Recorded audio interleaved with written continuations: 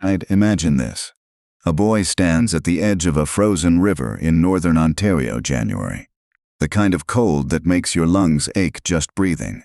He is 15 years old. He has not eaten in 3 days. Not because there was no food, but because he could not stop praying long enough to care about food. His mother had found him on his knees at 2 in the morning again, and she had stopped asking why. She just left a candle burning outside his door. Nobody in the small lumber town of Sault Ste. Marie knew what to do with Derek Sherbrooke. His teachers called him distracted. His father, a Presbyterian deacon, who believed that faith was something you wore to church on Sunday and folded neatly away by Monday morning, called him excessive. The pastor of their congregation, a kind man who had been preaching the same 3 sermons in rotation for 11 years, called him sincere, but perhaps a little unbalanced. The other boys his age called him strange, and that was the most honest assessment of all because, by every ordinary measure, Derek was strange. He spent his lunch hours not at the rink but in the back stairwell of the school, reading. He carried a worn Bible and a notebook with a cracked leather cover, and he filled that notebook not with homework or drawings but with questions. Long, careful, almost desperate questions.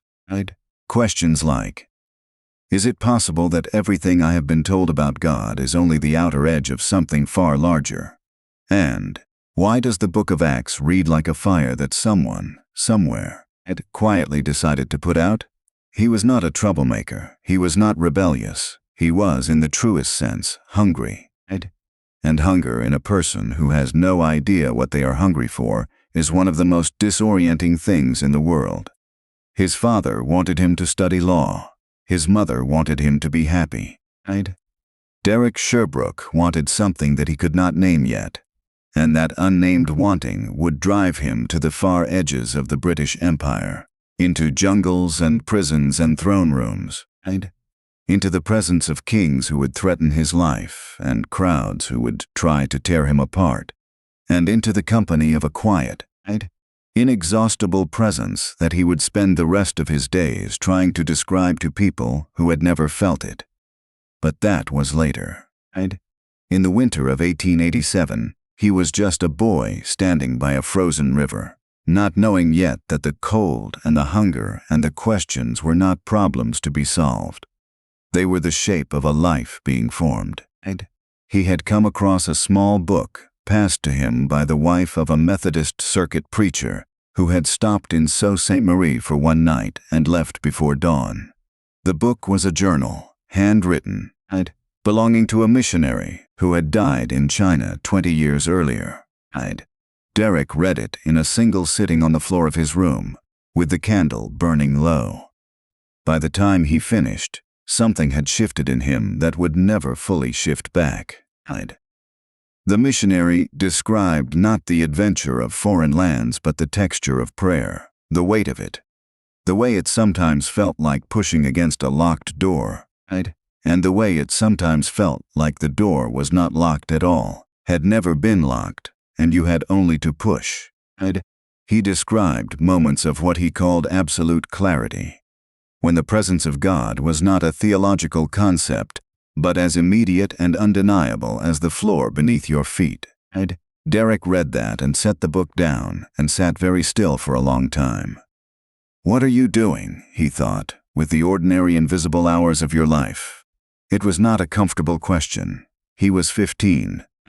His ordinary invisible hours were supposed to be spent growing up, filling out, becoming someone recognizable. But the question settled into him like a splinter, small and persistent, and it would not come out. He began to pray differently after that. Not the rote prayers of Sunday morning, the ones that began and ended in the same place and felt like a road that looped back on itself. He began to sit in silence and wait. He began to wake before his family and go to the river and stand at the edge of the ice and simply be present to something he could not see. He felt foolish, often. He felt uncertain, always.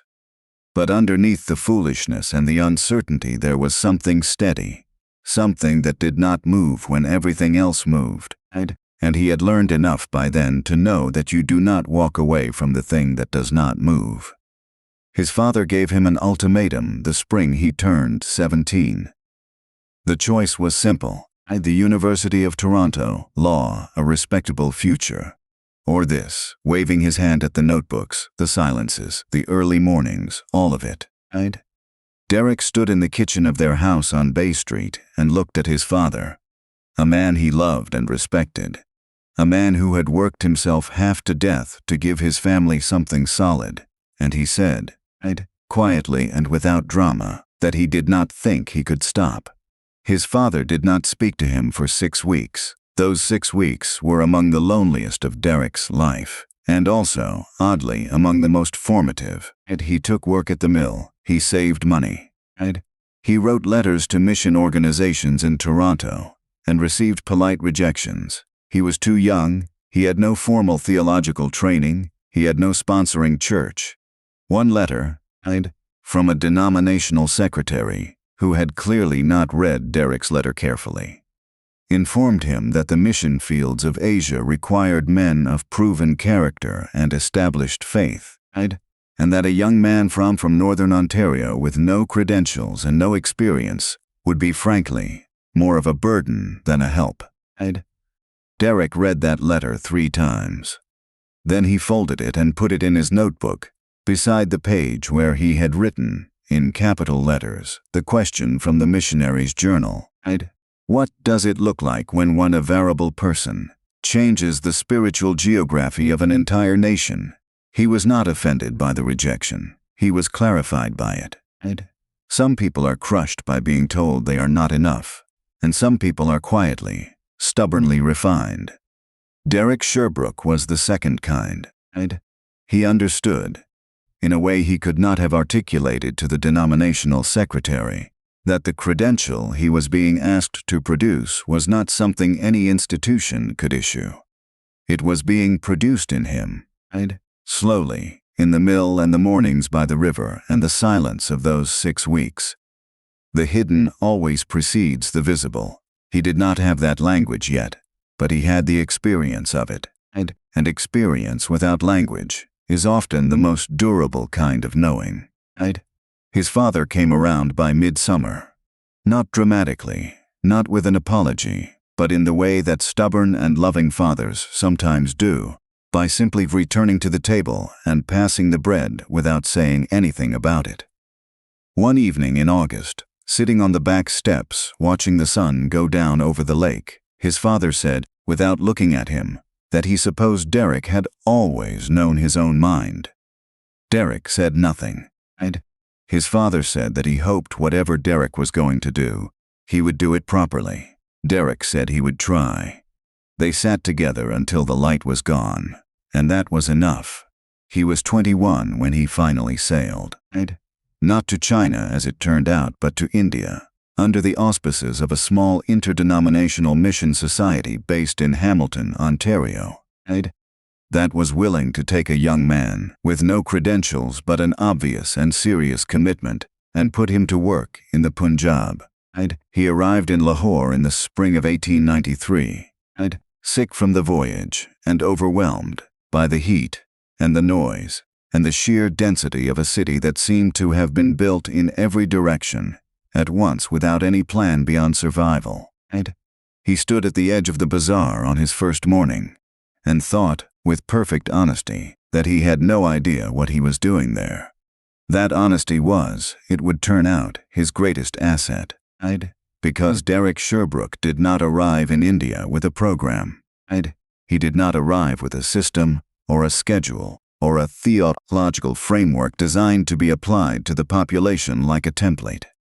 He arrived with the habit of silence, the notebooks full of questions, and the stubborn, unshakable conviction, refined over 6 years of early mornings by various rivers and in various stairwells, that God was already present wherever he went, and that his job was not to bring God anywhere, but to find what God was already doing and join it. This made him very strange again to the mission establishment. His supervisor, a senior missionary from Edinburgh, who had been in Lahore for 20 years, and who ran his operation with the precision of a small colonial government, had observed Derek for the first 3 months with increasing unease. The young man from Ontario did not follow protocol. He sat in the bazaar for hours, listening. He learned Punjabi with a speed and an ear that the senior missionary found disquieting. He ate with people he should not have eaten with, by the social and ecclesiastical standards of the day. He asked questions that made his colleagues uncomfortable, not theological questions about doctrine but human questions, quiet ones. What do you love? What are you afraid of? What do you pray for, late at night, when no one can hear you? People answered him. That was the thing that the senior missionary could not account for. People who had no intention of becoming Christian sat with Derek Sherbrooke in the dust of the bazaar and told him things they had not told anyone. He had that quality, rare in any missionary, and rarer still in a 21-year-old from northern Ontario, of being genuinely and without agenda interested in the person in front of him. He was not cataloging them. He was not calculating their proximity to conversion. He was just present to them in the way he had learned to be present to something invisible at the edge of a frozen river. And people, it turns out, can feel the difference. He wrote home to his mother during those early years, letters that she kept in a cedar box, and that her grandchildren would find decades later. They are extraordinary documents, not because they describe remarkable events, though some of them do, but because they track, with great honesty, the interior life of a man learning something that could not be learned quickly. He writes about failure, about weeks when prayer felt like speaking into an empty room, about the physical toll of the climate and the loneliness of working in a context where the visible results of your work were almost impossible to measure. He writes, I have begun to think that the work I do in the pre-dawn hours, alone, is more important than any work I do in public. I cannot explain this. I only know that when I shorten the hidden hours, the visible hours become hollow, and when I protect the hidden hours, something in the visible hours moves, quietly and without announcement, in ways I cannot take credit for. He wrote that in 1897. He was 25 years old, in a mud brick room in Lahore, with a candle and a notebook, as he had been for as long as he could remember. The hidden always precedes the visible. By the time he was 30, something was happening in the region around Lahore that no one had planned and no one fully understood. Small communities of people, most of them from the very margins of Punjabi society, had begun to gather. Not at the mission compound, not in any formal church structure, but in homes, in courtyards, in the shade of trees at the edge of villages. They gathered because someone had told someone that there was a Canadian man who would listen without judging, and who seemed to carry, in his person, a quality of stillness that made you feel, in his presence, that you were not as alone as you had been convinced you were. They came, many of them, with no theological framework at all, and they left with something that was less like doctrine and more like warmth, a sense of being known and held by something larger than the circumstances of their lives. Derek was not building an organization. He was, in the deepest sense, simply being himself, but himself shaped by 20 years of hidden hours, by the questions in the notebooks, by the discipline of sitting with silence, until something in the silence answered. And that self, it turned out, was more useful than any program could have been. Because what people in the Punjab in 1902 did not need was another institutional structure. They needed someone who had themselves been broken open by the same God they were being introduced to, someone whose faith was not a performance or a product but a living and costly thing. The crisis came in 1906. There was a drought, the second in 3 years, and after the drought came sickness, and after the sickness came violence of the kind that tends to emerge when people are desperate and frightened and looking for someone to blame. Tensions between religious communities escalated. The mission compound was threatened. Several of the gathering communities that had formed around Derek's work were disrupted. One of them was burned. His supervisor wrote to Hamilton recommending that Derek be recalled. The situation was dangerous. The work had exceeded its proper scope. Young Sherbrooke had, in the Edinburgh man's opinion, strayed considerably from what a properly constituted mission operation ought to be doing. He had too much local connection, too much informal authority, too little institutional accountability. He was a liability. Hamilton wrote back asking Derek what he thought should be done. Derek sat with that letter for a long time.